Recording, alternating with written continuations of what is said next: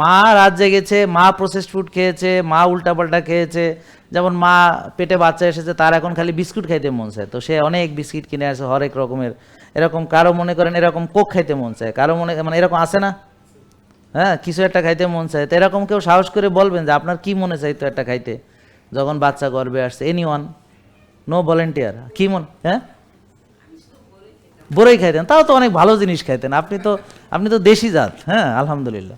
আমি বিদেশি জাত। আপনার বয়স কত মা এখন? তা 73 হলে আপনার দিয়ে হবে না, মানে এটা আমি এখনকার আধুনিক কথা বলতেছি। আপনি শেষ, আপনার মানে ওই অনেক আগে আপনাদের সময় সব ঠিকঠাক ছিল, ইটস ওকে। তবে আপনারা হয়তো মাটি কয়লা খাইতেন, তাও ভালো এইসব প্রসেসড ফুড বার্গার স্যান্ডউইচের থেকে। হ্যাঁ, আর কেউ আছেন? ওই যে উনি বলেছেন, নতুনরা বলবে না, কারণ ওরা এমন কিছু খাইতো যেটা এখানে বলতে চাইতেছে না। কি?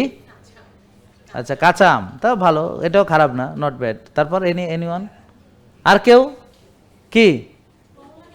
তাও ভালো, কমলা, এই জন্য ও কমলার মতো হয়ে গেছে। যাক, আর এনিওয়ান আছে এরকম? বলবে না এখন। যাক, কেউ কোক খায়, কেউ আইসক্রিম খায়, কেউ চকলেট খায়, বুঝতে পারছেন? এক একজনের এক একটা মানে খাওয়ার তাল ওঠে আর কি। তো যাক, এখন সে প্রসেসড ফুড খেয়েছে, তারপর কি ব্যায়াম করেনি, রাত জেগেছে, টেনশন করেছে, দুশ্চিন্তা করেছে, আর সংসারে ঝগড়াঝাটি, মানে মানে মনের মানে স্বামী স্ত্রী মানে কি প্রতিদিন দুই একবার লাগালাগি না হলে তো আর হইলো না, মানে ঝগড়াঝাটি আর কি, মানে নাহলে তো আর সংসার কেমনে চলে, বুঝতে পারছেন? তো এগুলো বাচ্চারা পেট থেকে শিখতেছে। জেকে লাইফস্টাইল, ওষুধ মুক্ত সুস্থ জীবন।